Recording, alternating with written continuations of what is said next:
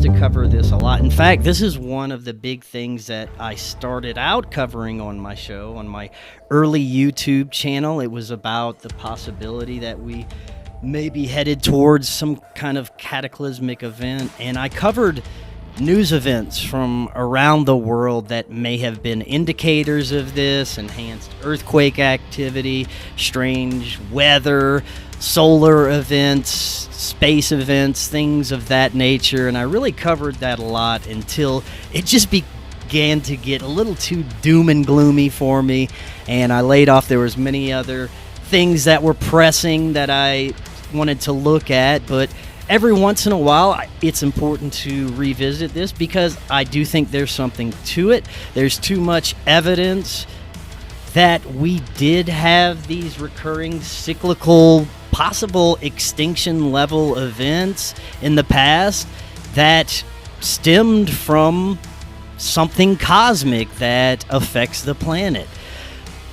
What are your thoughts on the possibility that we are headed towards one of those eras, and what have you been looking at as it relates to that? Well, I'll say I don't claim many things, but I'll say for me, it's a relative positive that it's absolutely going to happen, and pretty soon, meaning within the next 8 years. And for many, many reasons, I've come to that conclusion. I'm not the scientist. You can go find the plasma physicists and the solar forcing experts and all of these people, and they'll tell you in way more detail why I might be right. I'll tell you many other reasons why I might be right. But I'll say, too, I actually also started there way back in the early 2000s. That's what I did every morning was I'd get on and I'd look at all the global catastrophes, and I'd be like, oh, okay, we're headed to doom, guys. This was my thing. And I was also into Graham Hancock and a lot of these people way back then, and they talk about, right, but this is one of Graham Hancock's main things, is that we've had this amnesia, right? He says we're a species with amnesia. We've forgotten our past civilizations. I don't know that he goes so much, I don't remember if he goes into why those civilizations ended or why we've forgotten them, but just the evidence that they exist. And, like you said, it's incontrovertible.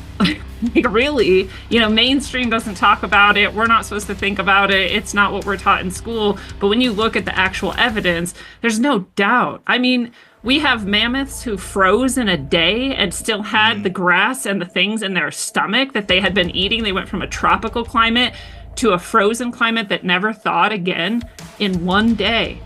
There's nothing else that causes this, right, except a global cataclysm.